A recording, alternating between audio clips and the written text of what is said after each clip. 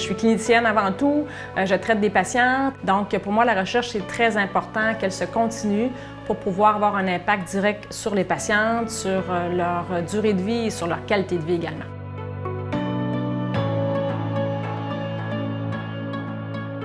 Notre équipe au Centre des maladies du sein, bien sûr, s'intéresse au cancer du sein, qui est le cancer le plus fréquent chez les femmes au Québec et la deuxième cause de mortalité par cancer. Il y a plus qu'une femme sur 10 qui a de mammographie qui va nécessiter des imageries supplémentaires ou des biopsies supplémentaires pour des images qui sont anormales.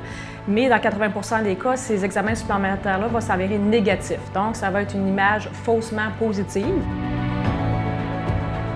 On a 3 volets à notre projet de recherche. Le projet principal, dans le fond, est d'utiliser les mammographies qui sont faites dans les centres de dépistage de cancer du sein de la région de Québec et également les biopsies qui ont été faites au Centre des maladies du sein ici dans le CHU de Québec. Alors, on va jumeler donc les résultats de biopsie aux images de mammographie et l'intelligence artificielle va faire un modèle pour essayer d'identifier c'est quoi la caractéristique des images qui vont être associées soit à une biopsie qui va s'avérer être un cancer versus une biopsie qui finalement va être bénigne. Un autre volet est de tenter de prédire avec les images de mammographie la réponse à la chimiothérapie qu'on donne avant de faire une chirurgie pour un cancer du sein.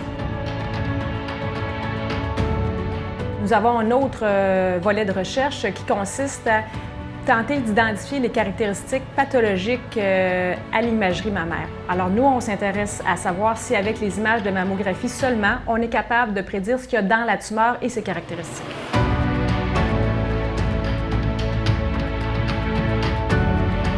Notre but ultime, c'est que dans quelques années, notre projet puisse changer la façon dont les mammographies sont interprétées et donc que les patientes aient besoin d'avoir moins d'imagerie supplémentaire, que lorsqu'elles ont un résultat, que ce soit un résultat qui soit positif ou négatif, mais qui nécessite moins d'investigation.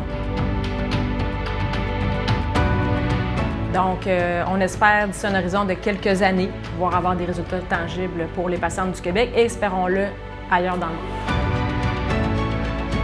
Pour nous, c'est super intéressant d'avoir accès à des projets, des subventions comme Oncotech parce qu'on travaille avec des compagnies qui sont habituées de réaliser des projets, qui vont mener les projets à terme. Alors pour nous, c'est une collaboration très fructueuse.